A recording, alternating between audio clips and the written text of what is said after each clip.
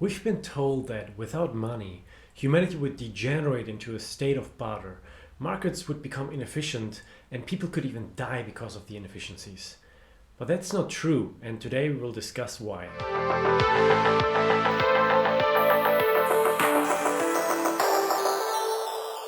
Welcome back to Chronicles of Economics, where we travel through humanity's economic history to learn more about where we came from, how we developed, where we are today, and how the future could look like. Money in its modern form is a very recent development. It's only about 300 to 400 years old. Debt or credit is what has been the foundation of human economy for millennia.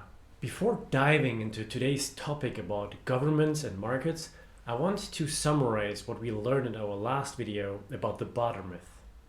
Economists have been telling us that without money, society would regress into a state of barter. If you need a pair of new shoes and you only have eggs, you need to find someone that sells shoes and needs eggs. That is how economists describe how market looked like before money, and without it, it would look like that again. That's false, and all the real-world examples that they provide us with are just fantasies created by Adam Smith or Aristotle or their peers. Barter has been part of these economies in a sense at least, but money did not evolve from it, and what economists would like us to believe is not true. There is no anthropological evidence that people have been bartering without money on a large scale in any society in the past. So what did historians and anthropologists find out about these past economies? When looking at the notes of early European explorers like Christopher Columbus, Vasco da Gama, or Giovanni Caboto, none of them reported this promised barterland that Adam Smith or even 2000 years earlier Aristotle described. Jean-Michel Servet, a theologian and economist, provided an alternative perspective, discussing that money was not a later development following a barter system, but that it had been part of early economies in various forms. He suggested that money emerged due to human ingenuity and the need to facilitate trade, and not a response to the inefficiencies of barter per se. Barter and money actually coexisted for a very, very long time. So what is the relationship between barter and money in the first place? Before that, we need to dive a bit deeper into another question. How did people trade before money? In closed-off societies and communities of up to a few hundred people, these people were all likely indebted to each other in some way or another. Historians and anthropologists examined the way economic life was conducted in real communities and marketplaces, and almost anywhere they looked, is that the people there, they created a network of debt within the community. A person is indebted to everyone else in a dozen different ways, and most transactions take place without the use of money. This works only when people know each other and they are invested in their community. It doesn't work in the grand scheme of things when there are thousands of people in a city. Just being indebted to each other doesn't work.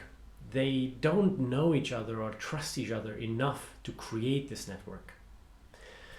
The problem with this observation and historical analogy is the lack of evidence. While coinage is preserved, credit arrangements in a community are often not. In smaller communities, people would rely on trust and remember debt arrangements across their community. But we have anthropological evidence about credit arrangements that have been recorded in the first writings in human history in Sumer. Not only that, but writing emerged as a tool from increasing complexity and the need to facilitate credit arrangements across the society. I have a video about this topic, so if you're interested in why humanity started writing, visit that video. The Sumerian tablets contain various transactions, debts, and credit arrangements. While they had a form of money, the shekel, It was for most people an imaginary construct. The shekel was a measurement unit or a token, or even if you want a food stamp, with 1 shekel being equivalent to 60 rations of food to feed temple workers twice a day, a month. The temples and governments made sure that the shekel remains constant, as it is the food source for government and temple workers. To understand what I mean, imagine the following. The shekel was an accounting unit, or in the real sense of the temple workers, a weight measure to measure barley against, or grain. Shekels were mostly made out of silver, but didn't really have to. The price of silver could fluctuate, but it didn't affect the value of the shekel, of the token itself. The price of silver and the shekel were completely separate things. In modern times, when we talk about the euro buying this or that, the value of the euro fluctuates. The token shekel didn't work the same way, though the people back in the day still experienced inflation and deflation, but not the same way that we would imagine it to see it happen today with our currency. But I would like to leave that for another video. So let's get back to our question. What did historians and anthropologists find out about past economies? Alfred Michel Innes was a British diplomat and economist. He wrote an important paper, What is Money?, refuting Adam Smith's two most famous ideas of the evolution of money from barter, so that of the nails in a Scotch village and that of dried cod in Newfoundland. Adam Smith described a small Scottish village where the blacksmith accepts nails which he produces as a form of payment. These nails become a sort of currency, with different types of nails having different values. Even economists in the 19th century, before Michel Innes, have already shown that Smith's example is complete bogus. Adam Smith made this example up. In the Scottish village, the dealers sold their materials and food to the nail makers, that's true, and bought from them the finished nails if needed, but the value of which was then charged off against the debt the producer of the nail accrued over time. So the nails weren't the currency, but credit was what actually drove the trade.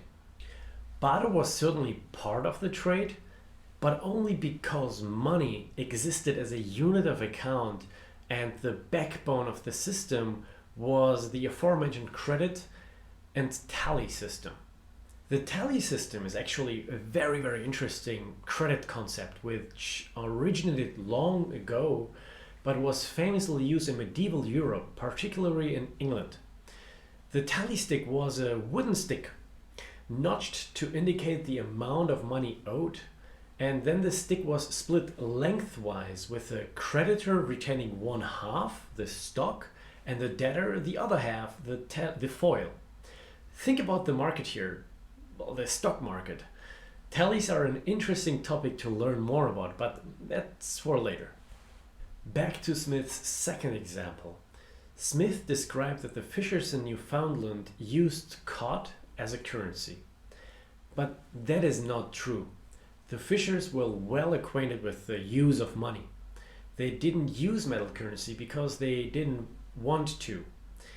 In the early days of Newfoundland's fishing industry, there was no permanent European population.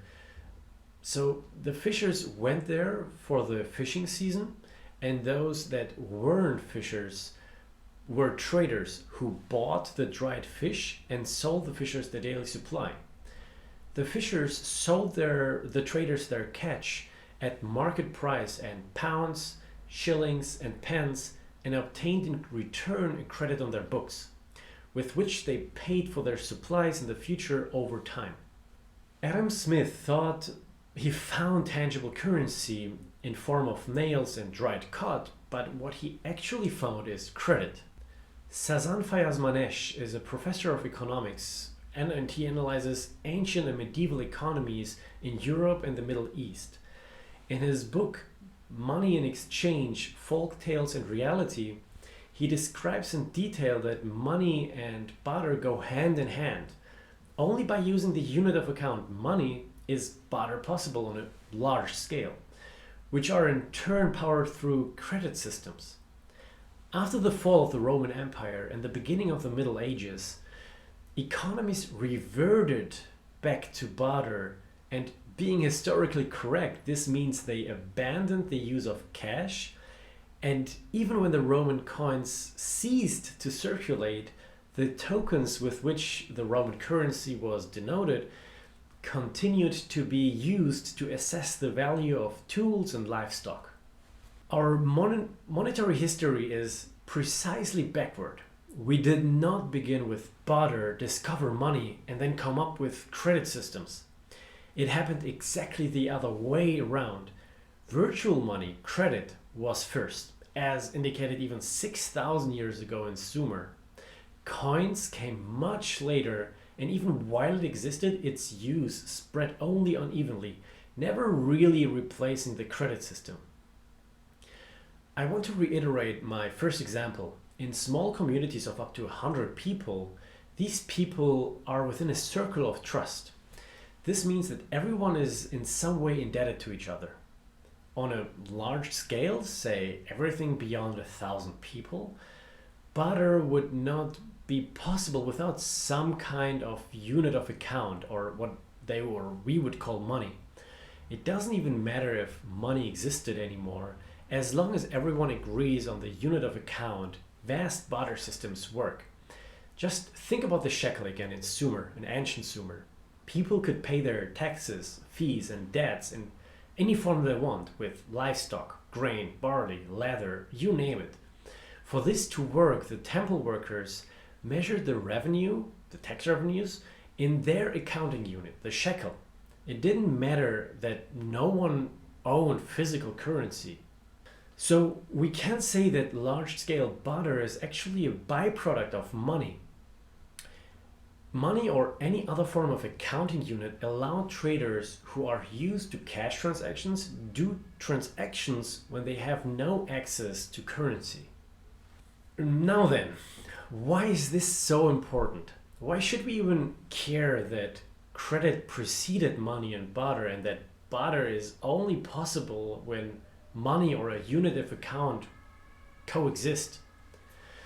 In my previous video, The Barter Myth, I discussed that economists believe that the market develops as a natural force, independent from governments, similar to the physical force of physics. The invisible hand, or the hand of God, steers us as a collection of individuals and nations whose main business is swapping things. But what is also clear after all the explanations is that the mere existence of money in itself is not enough to allow us to see the world this way, that economists would like us to. If it would be, economics would have been invented in ancient Sumer 6,000 years ago, and not with Adam Smith's The Wealth of Nations. The missing link between money and the emergence of economies on a large scale is the government and government policy. The part that Adam Smith and Aristotle and many of their peers try to downplay. The modern form of money that we have today is not the result of natural evolution. Barter, money, and then credit. Circulating stamped money is the invention of governments that allows them to generate a profit. Michel Inez describes the following about issuing coins during the Carolingian era. First, the king granted a charter to one of his vassals to mint the coins, and stated that he has the right for the profits that arise. Second, the public was reluctant to accept new coins, and the king had to devise severe punishments to fit the crime of one refusing to accept his coins. If someone would refuse the coin, the punishment would be to heat the coin up until it's red hot and press it onto the forehead of the culprit, but without killing him. He shall continue to live to showcase the message to the others.